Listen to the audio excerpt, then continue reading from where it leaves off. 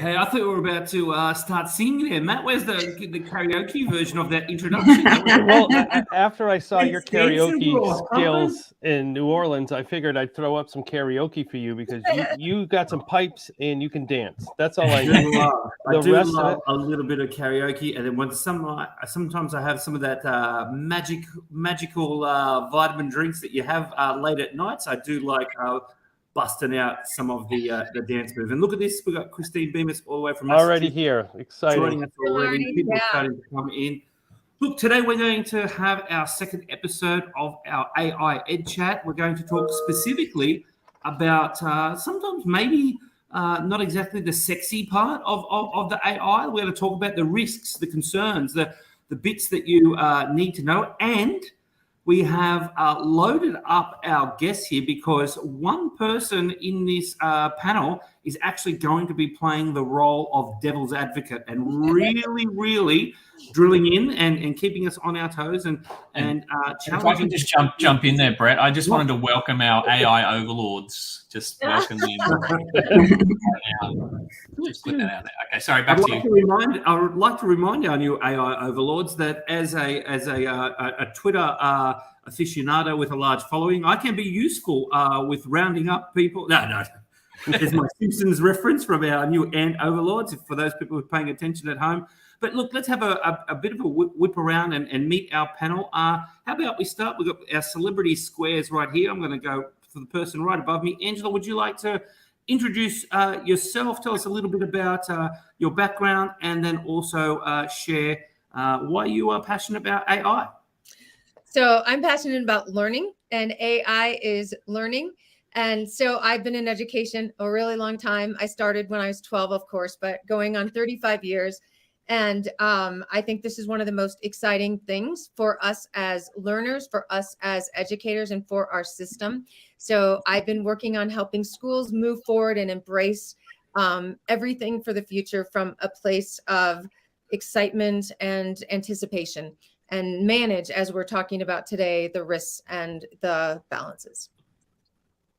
That's brilliant. That's brilliant. I'm just actually having a look at the chat coming from the side. We're trying a few new things today. And Angela, thanks for being brave and helping us leverage some of your platforms today so we can push to LinkedIn and YouTube and a couple of different platforms as we're utilizing this StreamYard. And I'm even having a look at the chat already. And we've got our man, Tom Oliphant from, I believe, from South Australia. I think Tom's some a Melbourne boy or Adelaide boy. I think he's Adelaide boy. Am I right, Lauren?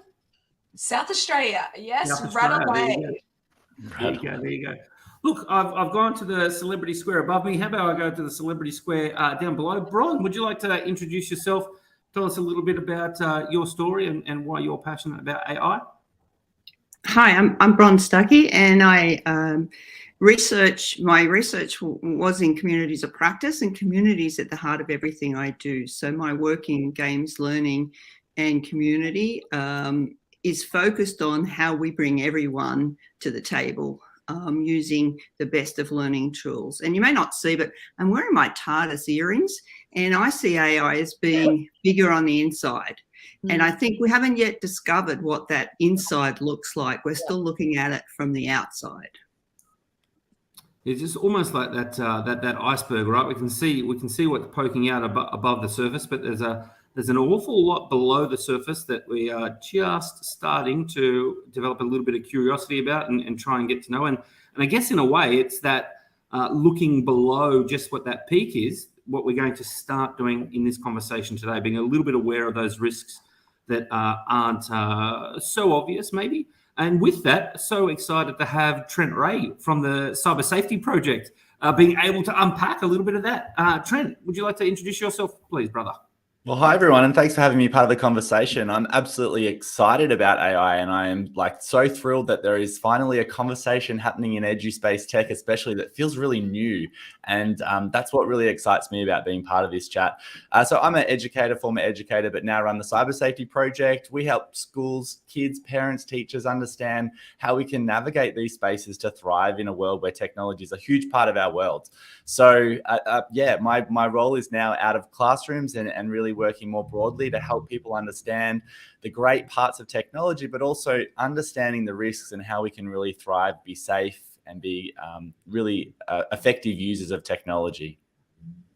So good to have you here, brother, particularly with your professional insight and someone who's devoted to, I guess, expanding, exploring, and really being able to help so many students and teachers understand the role that they can play in being cyber safe moving forward. I'm very interested in your perspective.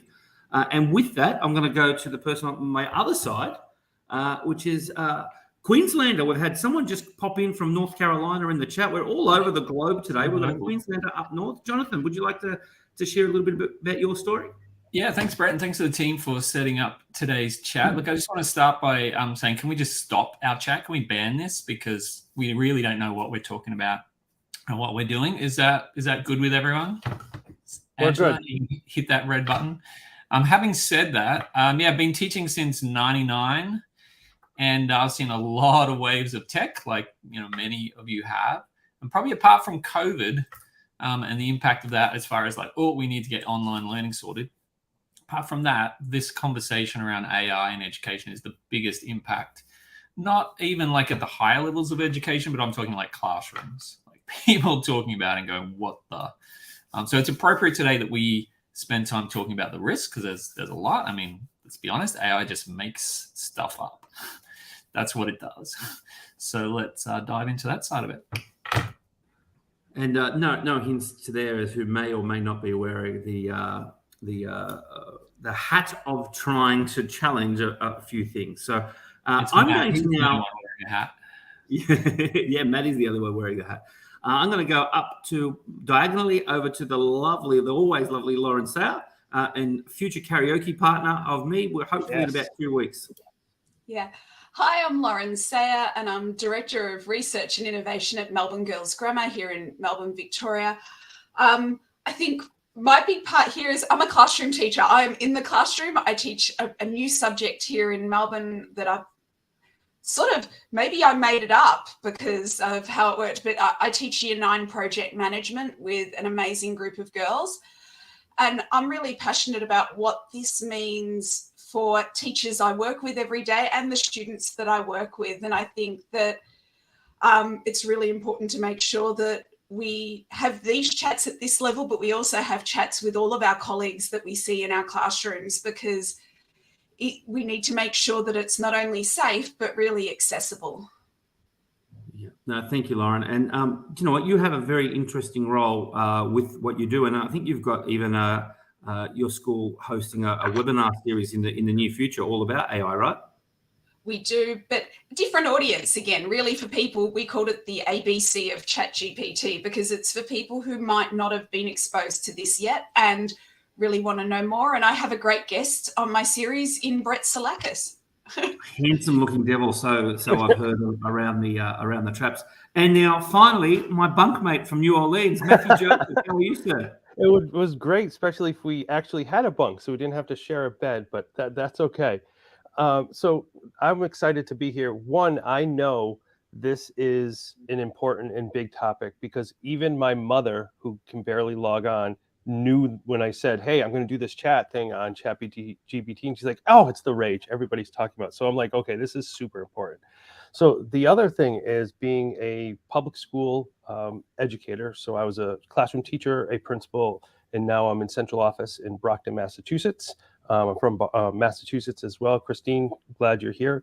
And one of the things that I see a lot is that, as Lauren was saying, we want to have student agency in our schools. We want our students to feel empowered. We want our students to own their own learning. But at the same time, the teachers hear this AI and they're like, oh my gosh, this is risky business. No, not the movie Risky Business with Tom Cruise. That'd be fun. But actually, they're saying that this is, something that's a big risk in school. So it's really fighting that almost imposter syndrome, where they think kids are not actually producing what they need, but actually they're learning. And I'm a big advocate for keeping it open, learning from it. But at the key and the heart of what I'm going to talk a lot about today is asking the right questions. The AI doesn't have emotion. The AI doesn't have trust. It just spits out what you ask. And we're actually trying to get away from that in education, have the call and response. And yes, we're going to learn from it, and it's just the new iteration of learning. So that's going to be my lens and position as we move forward today. Look, in the format today, we're going to have 4 different questions, 4 different prompts. We're going to talk about a few things. We'll get some prompts from our panelists, some responses from our panelists about each of those prompts, and then we'll bring up some questions from the audience. As you can see, we're a little bit skilled. We've got a few people who are very good at moderating and bringing up. I can see Sandra Paul there on the screen right now, bringing up some of the questions and prompts. So feel free to put those questions in there, and our panelists will discuss with them, discuss what you've put there. But look, I want to kick off by saying I understand that there has been a very strong reaction, both, hey, this is awesome, let's dive in, it's super, super cool, can do amazing things I haven't done before. Who doesn't like doing fun things? I understand the initial, adrenaline burst of, wow, this is awesome fun. I also, from a system perspective, understand the need to move forward with caution and maybe do things in a more considered way. And some that times that means, hey, let's stop this and then figure it out. But I think some of the conversation has been very, very binary. We've gone either let's go full tilt into it and have fun, let's ban it and block it. And do you know what? The reality is both of those probably aren't hitting the mark. We have to sort of reject this, I guess, binary notion of it's all in or all stop and there's nothing in between. And my desire out of this conversation, this know the risks, is let's be informed, let's make considered decisions, let's be aware of what the risks, what the pitfalls, what the challenges, what the bias are, and then actually make sensible, considered decisions moving forward. It's not a one or the other, it's a considered medium. And I want to start by bringing out, I know we talk a lot about good old Maslow, Abraham Maslow. He talks a lot about the hierarchy of needs. And right at the bottom of that pyramid, we've got our physiological and then our safety. And I know Trent, straight off the bat, talking about safety, such a core part of our there's Maslow hierarchy of needs. We need to be able to look after the needs of the child before we address our higher order thinking and our academic challenges. And whilst usually we are talking there about shelter and food and water, and that's our very basics. Safety now in a modern world does include your cyber safety, and we need to be able to be operating in that world. And I'm going to throw to you first, Trent, in a moment. Matt, can you pop up the question, our first discussion point? Because our first discussion point is all about the future of education. And Trent, I'm interested to get your take.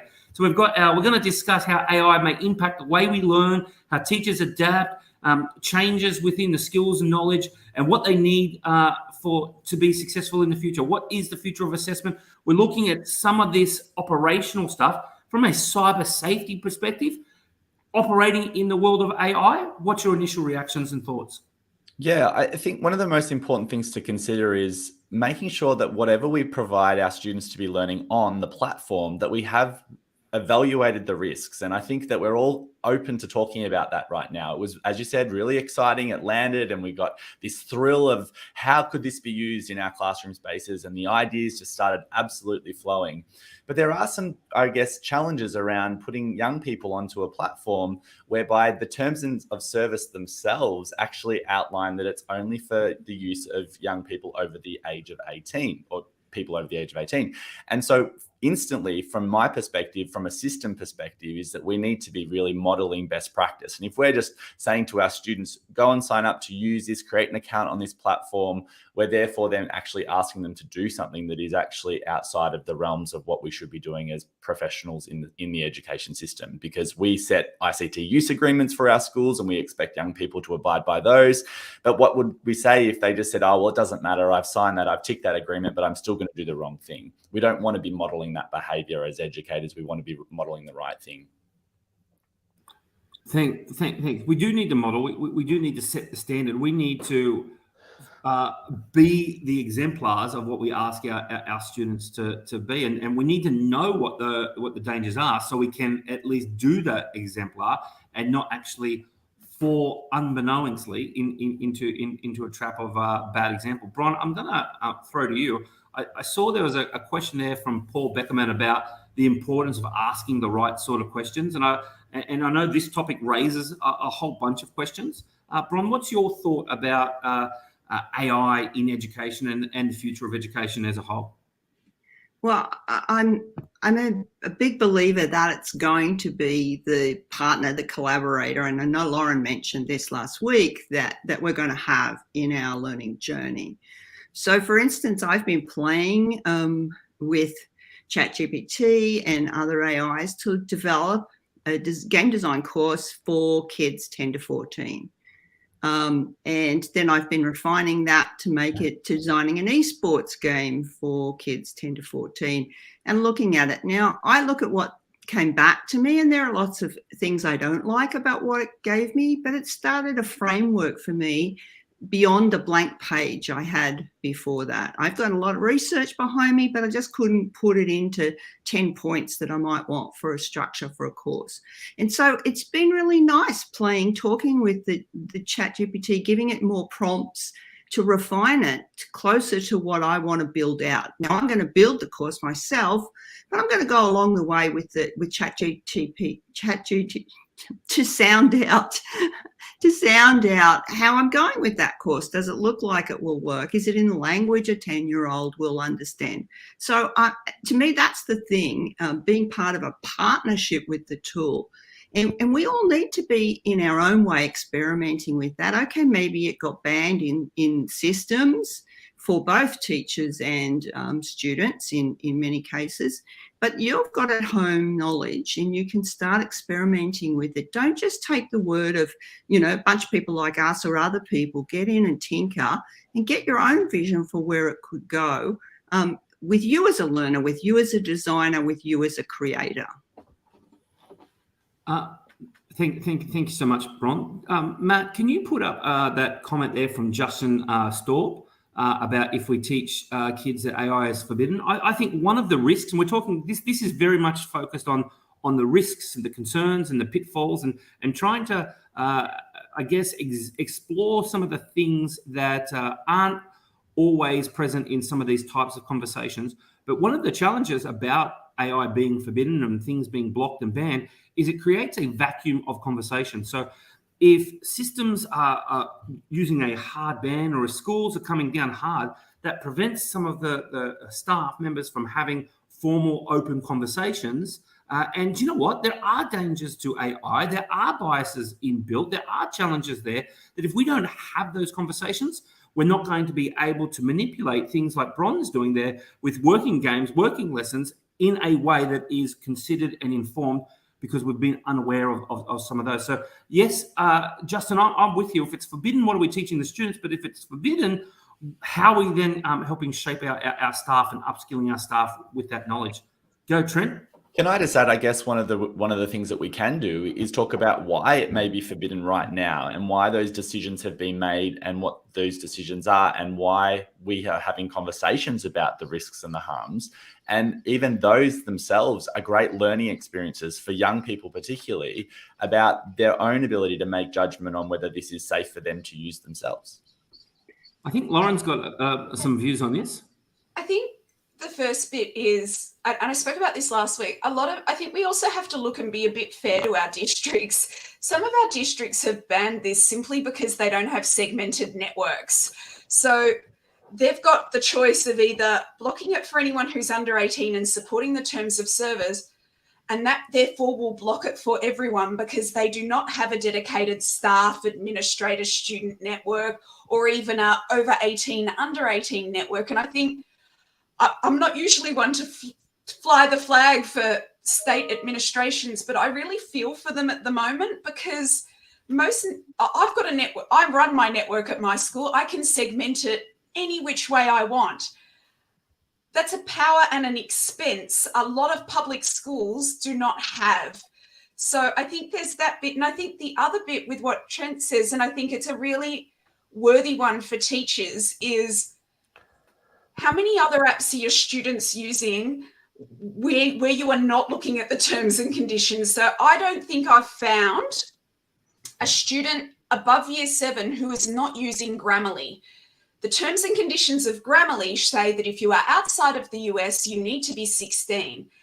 There is a myriad of these, and I suppose as someone who wears a hat as a classroom teacher, but I also manage the IT network, the amount of times I get asked to block or unblock or do things, and I go and look at the actual terms and condition and the privacy, and then I have a chat with either the student or the teacher, we can work out things a lot better there. But I think it's part of being digitally literate that we understand the terms and conditions and why they are there. And also, I think the other main bit in this is, what information are you giving? Someone said the importance there of the right question.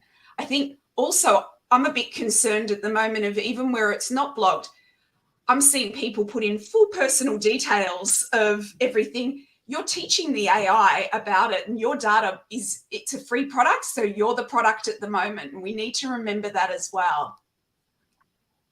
Might I know on our panel I can see that Matt and Bron want to be able to add to this. I might say, I find it, Lauren, you said something at the beginning of that. I find myself unusually sympathetic to large systems, where normally I like to bump and ruffle and look to where we can find the squeaks around the rules and stay within the boundaries, but find the way. But it is sympathetic. There is a need, because we do need to be cautious and move slowly and move in a considered way forward, making sure we look after the rights, the needs, and the safety of our students. Matt, I'm going to ask you your point, and then Brian, I'm going to come to you. Sure. So, I don't know how many have been to a community pool or rules in the school. Don't do X. Don't run at the pool. Do you know how fast those kids are walking to make sure they're not running? This is the same thing. We're drawing a line in the sand we don't know why we're doing it. It's just arbitrary. And we keep pushing rigor on our students, but this is where it comes to rigor on our teachers. It's not just the pedagogy that we need them to teach. We need to teach relevancy. And if we use this tool, it was like saying, don't use a calculator when we were doing math. Well, now our students can use them on the state tests. Don't use spell check. Well, now we can do that. We have to evolve and not create this hierarchy in learning where I have all the information and you don't. And I think really moving forward, having that opportunity to talk about, maybe it can be used for different things or not from different things. I guarantee people who are watching who need to learn how to change their oil or do whatever is going to YouTube first. They're not just trying to guess and figure it out. Yeah, it's having that sensible choice. And Christine Bemis, I think, has just posted a similar point on that. I think you make a very valid point there, Matt. Bron, what's your take on this? I want to stand with Lauren on being unusually sympathetic to departments, because I know in Victoria, as I understand it, they've claimed an interim ban for teachers and students. And they have, not like me in a classroom with maybe 30 people that I'm responsible for, they have 660,000 people the Victorian Department of Education is responsible for. And underneath that interim ban, I know there's a lot of conversations going on to do as George Simmons said, we're in the sense-making stage of all this. And so underneath that, while they may have some kind of block in place, there is a large attempt at sense-making happening within the department and underneath that.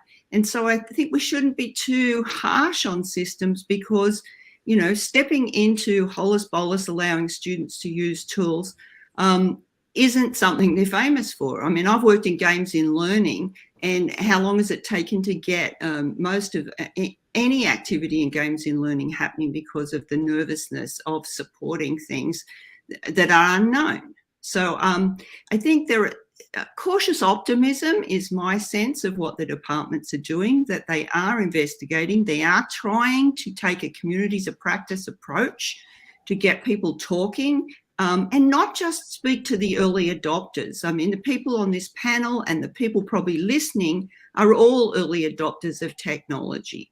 But, you know, departments are responsible for every teacher and every student in their system. And how are they going to do that in an equitable way is a big question. No, Can I add to that, Brett, really quick? shoot. So you look at human behavior, that when you look at especially the change process for human behavior, going back to what Lauren and Bron said, that ambiguity is the enemy of change. It isn't the change itself, it's the ambiguity and uncertainty around it. And so this isn't just an ambiguous, like, oh, I wonder, I have something to connect it to. I wonder if it's like this or like that. It's unlike anything that has ever existed in the way it's existed. So this is ambiguity to a whole different level. So our innate biological response, just as an individual, is to like be safe and cautious and step away. And so I am absolutely understanding and sympathetic from both small and large scale, like knee-jerk reaction to block it. That being said, Neri brought this up, Neri Soto, thank you. There's a construct in the world of work called return on investment, which we use a lot with technology. If we invest in this, what's our return? I think the question that drives so much of what I do is, what is the ROI, the risk of ignoring? So what is, when we're looking at risk, here's the risk in terms of safety of using it. What is the risk of ignoring it when it is even at this early point, embedded in search? It will be embedded in all search. It's embedded subtly and explicitly in almost every aspect of our lives, in every industry. So if our charge is to prepare students for that, their best bet are teachers. And our teaching, our instruction, our modeling has never been more urgent, because the risk of ignoring for our students is grand and the implications are profound. That's a really interesting perspective, Angela. I'm in agreement with Sally Browner there, who's just posted that she really likes that point. We want this conversation to be about risks, and I thought we were going to be talking about risks of AI, but what you've put up there was, yes, what Paul's got there, the risk of not using it is a valuable, important thing to be very, very aware of. If we're going to be talking about, I guess, the fact that when we talk about any technology, maybe it's not about this ban being about the ban being there forever. It's a bit more of a not yet conversation rather than a no. And I think that that's what systems are doing. They're saying not yet, because we do need to, part of the learning phase is understand the implications of this before we can make an informed decision around whether or not this is safe and reasonable for us to use in our schools. And I think that that's just a little bit of a different system when we're talking about something like AI versus the calculator, for example. There are a lot different levels of risks around that. So I think we need to be really careful how we have conversations around that. I think we also need to own the fact that the principles of digital literacy, even with AI, have not changed, and we have failed our students at not making this a front of mind thing for years. So I've been, and everyone in here, I think, have been in the digital literacy bandwagon for a really long time of how important it is. If we had been really, really good at achieving that aim, we wouldn't be at the band where we are today. And I think that's a really important part. Jonathan, if I can jump in. Yeah, Jump in there, Brett. I think we know, like people in this panel and probably our audience know that it's a not yet situation, like you were saying, Trent. But that's not necessarily how it's been presented. It's been presented as a ban, and maybe that's more just the way that the media. So talking from the Australian context, nearly every state has very publicly, the state education system has come out and banned that. And I want to come back to the sort of the little human side, a couple of quick comments, if that's okay, Brent. I saw this movie many, many years ago, and it had this AI called Hell, and it tried to kill everyone on the spaceship. And, isn't that like a good enough reason for us to be cautious? But if you think about how many movies we've seen, and over the years, like we've kind of been waiting for this super AI thing. It's been in the public consciousness for decades, and it's a weird moment now that maybe it's starting to kind of be here. And I think if we're being realistic, all the administrators, system people, but even teachers in classrooms that's what we know of AI. Like, we haven't been educated. How do you learn about this stuff? And we've had decades of that. So there's stuff to overcome, and I think that maybe feeds into a little bit the caution, especially with administrators, etc., as well as all the very, very good system points, especially that Lauren was raising. I've worked in the central office in education systems as well, and you can imagine they're just going crazy trying to figure out an approach. I hope it's not yet. But the other thing is I want to underscore that idea of cobots and collaborating. There's a middle ground here. And yeah, I think today we should go really hard on the risks, the biases. There's a bunch of other stuff that we've got to get to. But ultimately, the point we want to get up to is that middle point, and treating it as our assistant cobots, etc. But realizing that there's a lot of human in the machine. And that's where we'll talk about. I think we're going Brett, to jump in. Brett, I just wanted to bring this comment up from Paul about the equity issue, and I think that lends nicely right into the second question of really discussing the considerations that come with that. Is there an ethical issue? Is there something we need to really consider in what we're doing as well? And are we being culturally responsive? So I'm just going to pop up question 2, because I think this was a great lead in, and the conversation is moving in that direction. Thank you, Paul, for that. Yeah, no, it's perfect timing. Yeah, what are the ethical considerations that we need to have moving forward in this? Brian, I know you've got some strong views on this. Do you want to share some of your thoughts? As I said, I think it needs to be a broad community conversation that leads us forward in recommending this to schools. I've worked, as Lauren said, many of us have worked in that digital literacy, but for me, it's been digital citizenship. It's been the big thorn, and it's a lived experience. And I see this as no different. Students need to be engaging with tools to understand how to use those tools. Teachers need to engage with tools to understand how to use those tools. And it needs to be everyone in the conversation. As I said, it's all right for early adopters to lead the way and maybe show some examples, but the flood of information that's around at the moment for ChatGPT is a fire hose that teachers cannot access. It's way too much information. It's the buzzword. The Kardashians will be talking about it. It's enormous. And how does an ordinary, hardworking professional classroom teacher buy into that argument?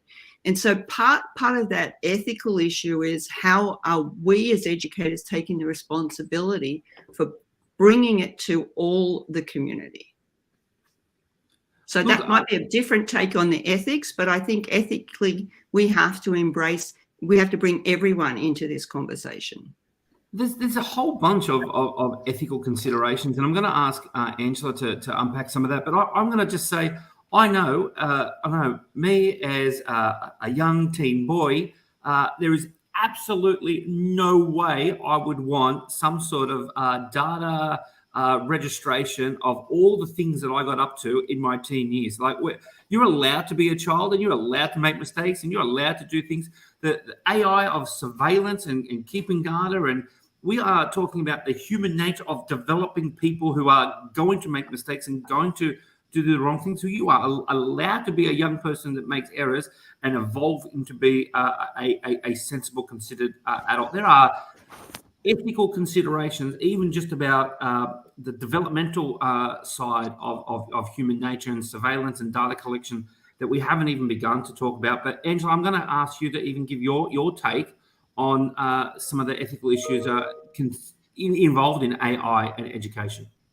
So I also look at ethics in a broader context, not just fair use and all of that, and careful use, but also the ethics of what we signed up to do, what our brand promises to our students, to our families, to our community.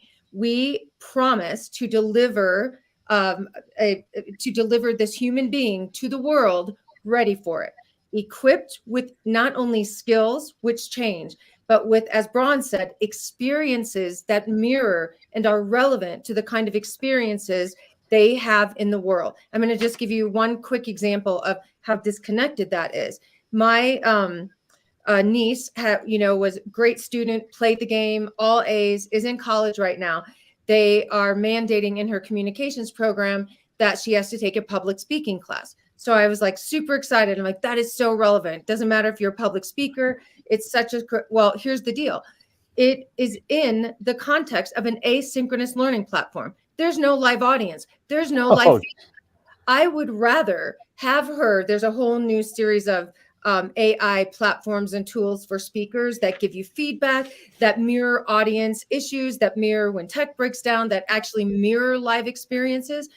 That is the disconnect. And I think Dr. Harvest said exactly right, that relevancy is an ethical commitment. It is our moral and ethical commitment to create not just highly engaging, like that's a nice to have, but at least relevant and realistic experiences in school that students are allowed to build the muscles and skills for, that when they get into the workforce with situation A, B, C, that they have a clue what's going on. And the 5-paragraph essay with all the freaking out about it has nothing to do with the real world. It is so disconnected and archaic and algorithmic. So we have to really frame what are kids spending time in school getting better at. And it is our ethical duty to make sure that is safe and secure. But it is also our ethical duty to make sure that we are providing exactly that as educators in whatever grade that we're teaching. Because in the real world, when they get out there, they're going to be using this. Like that's the piece of all of this, is that when they get out into the real world, they're going to be using AI, they're going to be engaging in it. And I think a lot of people don't even know they're using it now through test data analysis, through even just student information systems. So I think having that mindset, I think our higher education has to have that as well, because we're training the next batch of teachers. If we're not empowering them with more than just buzzwords that are out there like relevancy and SEL, and just saying these things to say them, and really talking about what students need in the real world, but yet don't give them the tools to succeed in the real world. Yes, there's an ethical piece of this too. I fully understand that. And just having that balance is going to be the important piece. And that's the discussion, in my opinion, in public school versus to ban or not to ban, or whatever it is. Yeah, and if I can just make a point, I mean, if we're talking ethics of the AI, I mean, that's got to be included in the conversation with students. It's an amazing opportunity to talk about ethics in general, probably in a better way than we often get to in education. What's ethics to start with, and then talk about the ethics in AI. And if you're talking about the biases as well of using a tool that's got embedded biases and knowingly using that tool, let the assessment task be finding the biases, testing the machine to see like where it's going wrong, etc. I mean, if you can test that skill in students, for me, that would be an amazing extra replacement type task. Yeah, I think that's a really valid point, and I can see that Sally's actually called out for that for a conversation about the bias. And I just want to let you know, Sally, and all the people listening, we're actually going to have a little bit of a deeper dive into that. But before we do, I want to just ask Lauren, with your hat as sort of the research, and Trent, with your viewpoint of cyber safety, what do the two of you see as some of the challenges, the points of the concerns ethically with AI? I think I'm really worried a bit about the hype bubble. I even look, and I'm going to call out an uncomfortable truth. We're all a really white Western style panel here. And who's giving I think we need to teach students and teach each other about large language models and who holds the power in a large language AI model.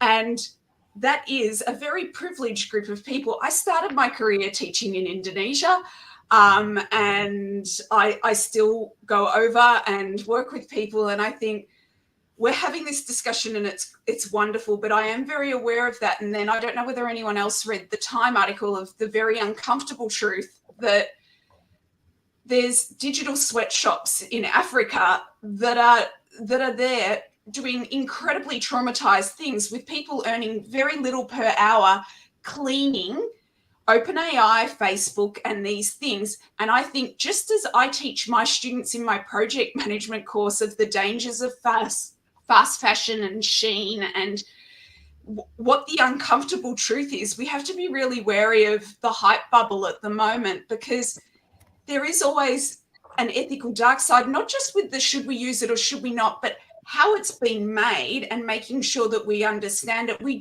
getting really good at doing this in other areas of our life. We talk about single origin coffee beans. I'm from Melbourne. We have to have a coffee plug in here. But that's important. Yeah. We talk about where things come from and how they were made and what were the ethics. We don't just need to talk about it, what it means for us in the classroom. We have to talk about, well, how has this been made and who has had the input at their level of privilege to develop this model. And that I'm very worried about. And again, I'll go back to, this is where librarians are key to this as well, because they are great holders of information literacy. I want to jump in on that. There's an issue that we haven't considered in ethics, and I think it shows how different the ethical issues are in this question. That, what right do we have to put a student's essay into a language model to test whether it's garnered from an AI or plagiarized from somewhere else, when that essay now becomes part of the data? Did we have the students' permission to put their essay into the data pool that is going to be used by everyone? And is there an intellectual property issue there as well? I mean, these are ethics we didn't have to consider if you were using Turnitin. It's a different tool and a different space. Well, not really. You're teaching it. One of the reasons Duolingo is the most used thing is they've got a side business of offering amazing translation surveys, because they've got a large language model of all of their users. Every day your data is being used for another part. Now, that's a very innocuous app, but I think we do need to talk about the background of them. I think you talk a lot about this idea of literacies and understanding how these tools work. That's why it's so important from our perspective when we're doing learning with young people around, I guess, understanding, being informed and empowered to make good choices, and knowing what technology is doing with the information that you're inputting. How is it being collected? Who's collecting it? Where is it being stored? We talk about the 3 C's when we do a risk analysis of any technology. We look at the collection. So what information do we input when we set up a user account? What information is being collected while we're using the technology? Where is that being stored? How is it being shared and used with third parties? Then we talk about the other C's, which is content. What are you going to see? What are you going to be exposed to? So you're going to be exposed to biased content. You're going to be exposed to maybe even dangerous content.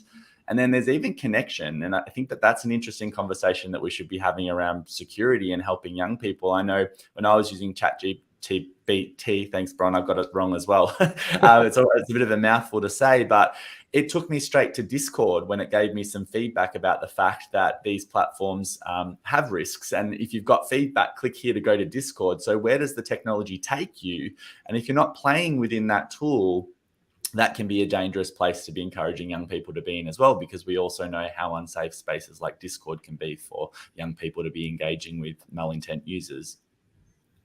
I'd just like to point out two things quickly.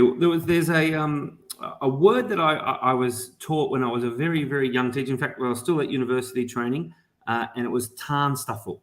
Tarnstuffle stands for there ain't no such thing as a free lunch. Tarnstuffle. There's no such thing. Ain't no such thing as a free lunch. If you're not paying for something, you are the product of something, right? So we are currently now utilizing all of this data. Everything we put something into it, we're giving these companies great big data sets. We're giving them increased data.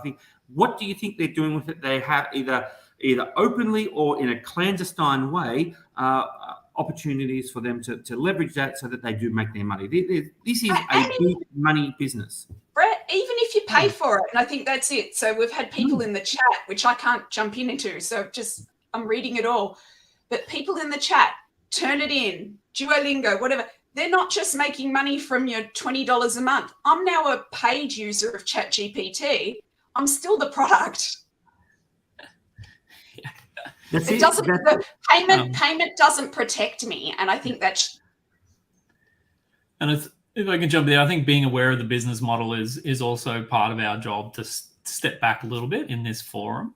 So yeah, it's free in a lot of cases at the moment. People jump in and start using it. User bases get built up really large, and then it starts being charged for. And I'd be skeptical if Microsoft, when they're integrating it into all their tools, if there's not going to be additional charges at some point. So we get used to using it for free. It becomes ubiquitous, but let's be aware that there's going to be a cost, and then that bleeds into the equity issue for the haves and have-nots as well. Well, it already is with Microsoft, because the Bing with the integrated AI is only going to be available to premium customers. So it won't be, A3, A5 accounts. And then at some point they're going to get a district account like that. That's just how they're working. And I think combining this question 3, kind of, and the last question about equity, is that, or ethics, it's our obligation to tell students about that, not just talk about the ease. I mean, we hear if it's free, it's for me a lot, but as Brett said, there's always a reason for that.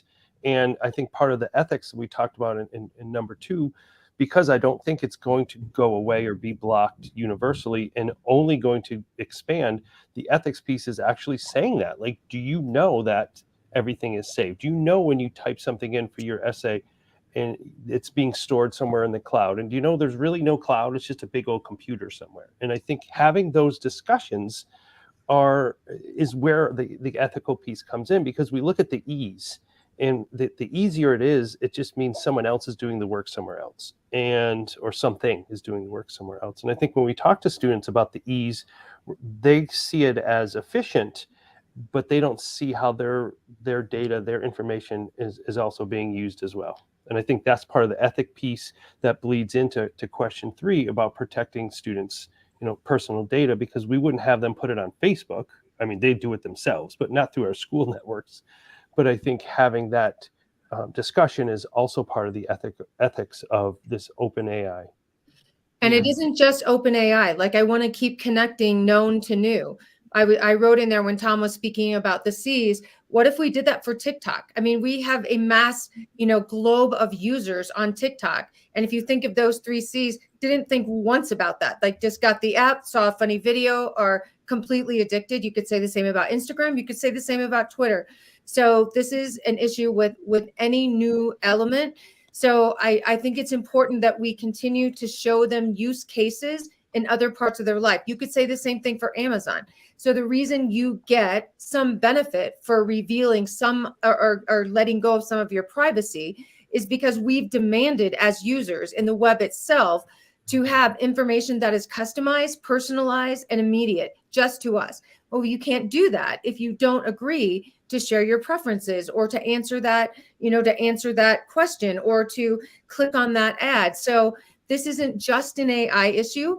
It is something that we have been working through and thinking about individually and as a society with every evolution. So you are spot on, Matthew. I'm not saying you're not wrong. I'm saying it is not a foreign conversation.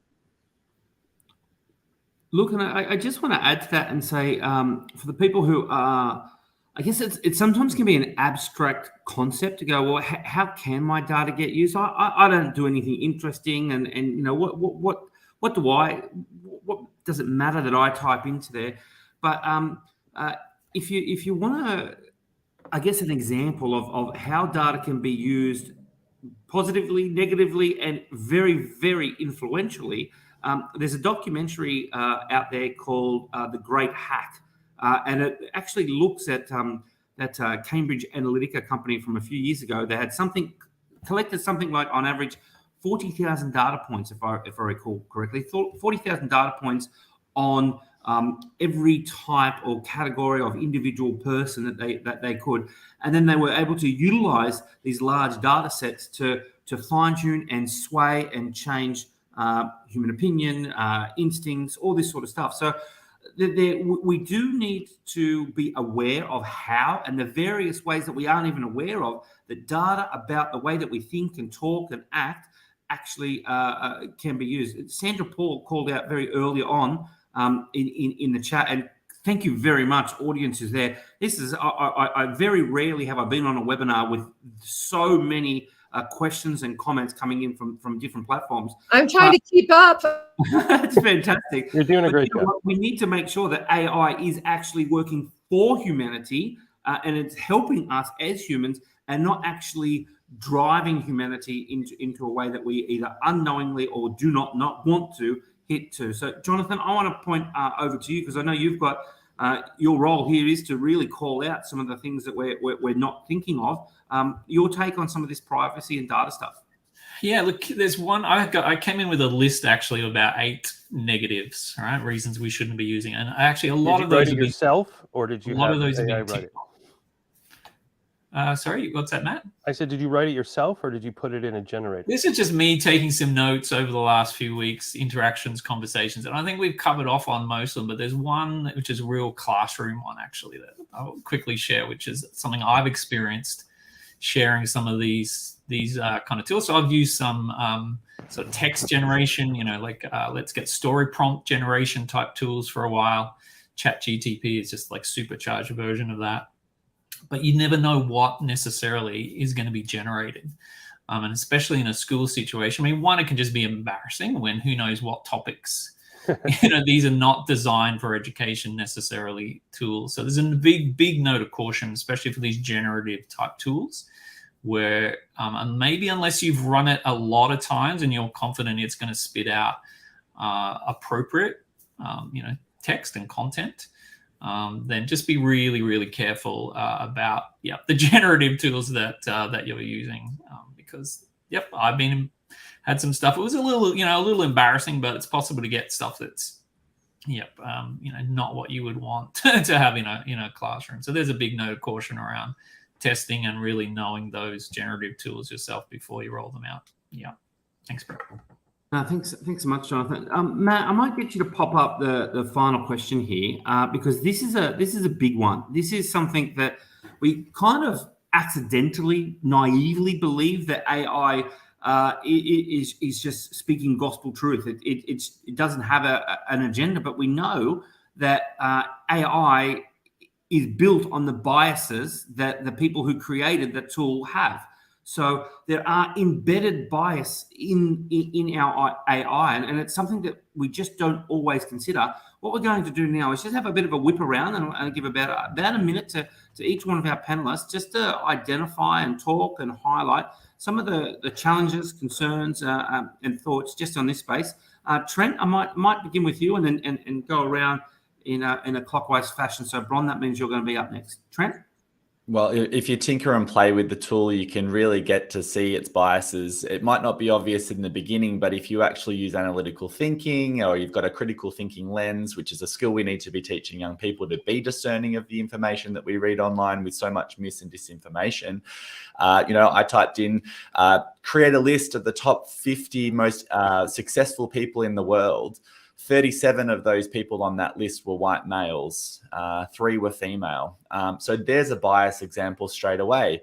And if a young person is doing a project and they're using this as part of their research or they're using this as part of being a co-collaborator within their learning journey, this is something that they might take for verbatim and consider that as being realistic, and those unconscious biases can start to present in the young people moving forward. Thanks so much, Trent. Bron? Do we have you? Oh, you're on mute, Bron. Just on. Is the bias, sorry, my neighbour was lawn mowing, so I had to mute. Is the bias in the algorithm or in the data, the data pool that it's pulling from? And we have to question all of that. I'm going to hark to one of my heroes, Yasmin Kafai, who says this is not about computational thinking. This is about computational participation. And the more we participate, the more we change the pool that's out there, the more we make sure that Indonesian schools are getting access to this as much as schools in Australia or other parts of the world. The more we change the pool that it's pulling from. But that's the internet. If you search on the internet, you're going to get lots of bias because that's what's out there, unfortunately. It's true. It's very true. Jonathan? Yeah, thanks, bro. I'm going to take off the black hat now and follow up on something I was saying earlier, because I think it's an amazing opportunity, actually. If we generate a bunch of content and there's, whether the biases in there are clear or not, why not the task, instead of being the task of let's generate text, type some notes, type an assignment, whatever, why isn't the task detecting those biases? Let's get that text generated and then go and do the research and actually find out, oh, yeah, there's only 3 females in this top 50 list, expose all that. And then, if the students are able to have that, show that understanding, that's where they get, the grades, etc. Although I'm not big on grades, but I think you get the idea. That's an actual amazing opportunity to flip things around, I would suggest. Even as a teachable moment, yeah. Show you're working. Show how you came to this conclusion. Yeah. Totally. And I think you're given almost time for you to give us a plug there with our next episode of this series of discussions. It's actually going to be, what are some practical ways that we can teach using AI tools? And that's where we're going to go. And I'm expecting that to be a bigger than Ben-Hur type of conversation. And we'll have to actually be a little bit considered. I know we've asked people to be considered using AI. We might even be considered on how we do that and capture a very large pool of ideas. So for the people who are listening in, that is going to be coming. That's actually our next conversation. Matt, your thoughts on the ethics? Sure. The bias, I think because the technology does not know necessarily who the person typing in the question is, it's going to give the same answer as if I type it in as a 51-year-old white male from Boston to a 17-year-old African-American student in Los Angeles. It's going to probably generate a very similar answer. So knowing that bias is part of it. As one of the things that I'll bring up, as a young teacher, we were reading Charlotte's Web, and my bias was that we can talk about this because I've been to a farm many times, and my kids all had blank faces, and I was like, what's going on? They're like, we've never been to a farm. We have no idea what you're talking about. And that stuck with me for this reason. I think it's the same here. The bias is that the person, there's no emotion in the tool. It's very factual, and it needs other things to generate this information. So just be aware that the answers may be more general. They could be very factual, but it is absent of the emotion and the knowledge of the person asking it. Angela.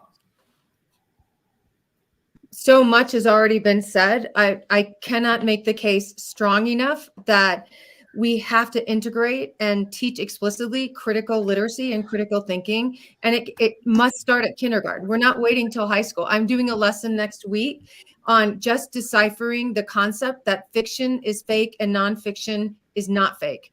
And there's so many kids like going around to classrooms, talk to me about when you see it's true.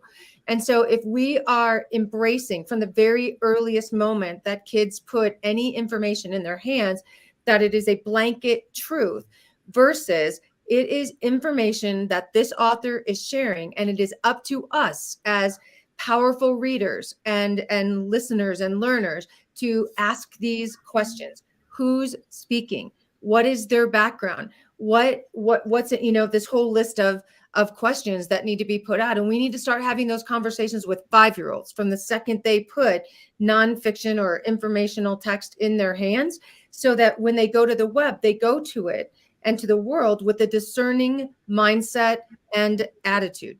That any information that comes across, because you can make the case that we are surrounded by bias and will always be. It's part of humanity. So that's part of learning as well. Understanding and being open-minded and have that growth mindset to say, I never thought of that. I never understood that. I've only seen this from my perspective. That's part of our growth in humanity.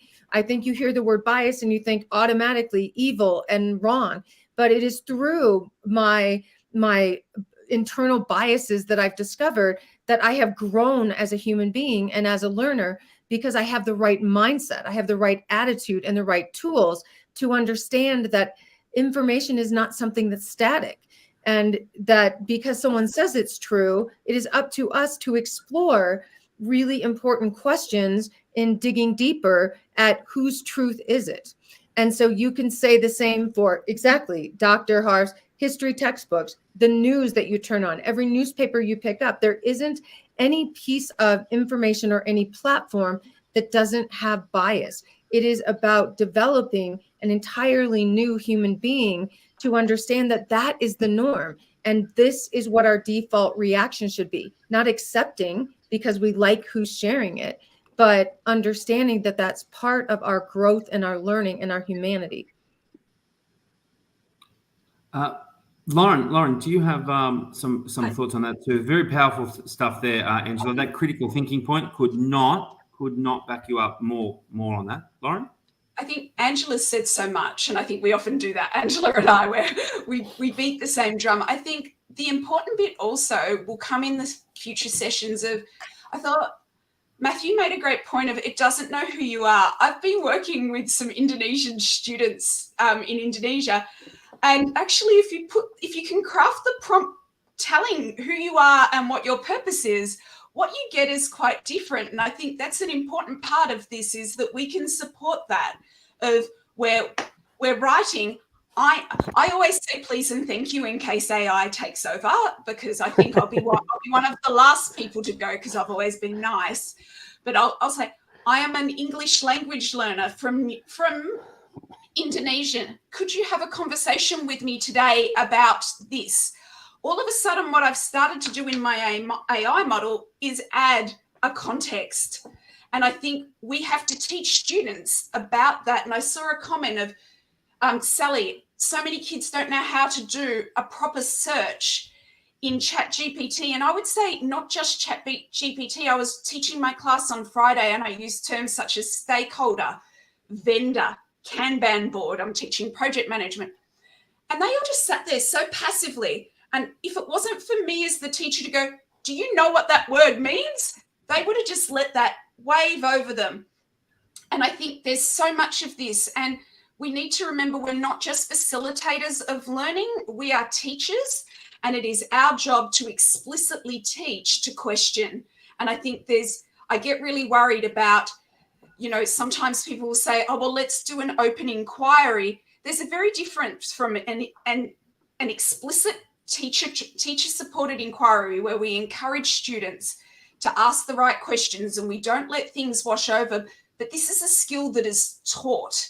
It is not something that we get through. I saw one the other day. A teacher was looking up a model for physics using ChatGPT. Isaac Newton was German, according to that. Now, if you weren't taught to question that as a skill, that young teacher would have probably gone in and taught that Isaac Newton was German. Now, we've got to be able to actually not just teach the contents, but teach students to question at all levels, because they might go home and watch all their news from one channel. That's going to be just as biased, if not more. And I think we owe it to make sure that the underlying skill is everywhere, not just with AI. I want to jump in and just give a shout out to Frances O'Sullivan, who's made some really pertinent comments, not just about whether we use AI tools, and let's keep it open, but where we use them in the learning process. So not just thinking about the dichotomy of using them or not, but where in the learning process they can be valuable. And I think if you read through, Frances has made quite a few, really salient comments in the chat. So do go back and look at those. Thanks, Bron. And again, I think that's a nice little plug for our next conversation too. And Lauren, you put in that with even probably, I know we've discussed even a further episode about actually how do we craft effective prompts and how do we shape things. So there's still a lot of the conversation that we need to have. Our next, keep your eye out, because our next episode is going to be about different teaching tools and different teaching techniques. I want to finish with a little bit of homework for everybody. I'm going to give you two things, because we've discussed bias, we've discussed risks, and we've discussed stuff.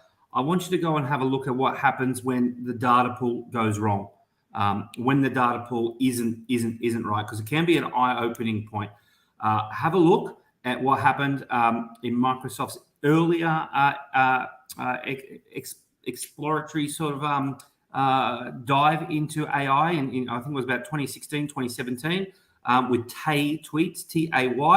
They ended up having to pull it off very, very quickly because Tay started saying some abhorrent things, because suddenly the data set, a lot of people from 4chan and whatnot got in there, and the data set and the information that Tay was learning suddenly became extremely biased, and I mean the word extremely biased, and Tay started saying some very, very challenging and abhorrent sort of things. And again, that goes to what you were saying, Matthew, because it's not human. It's not making a motive decision. It is just spewing out what it's been taught.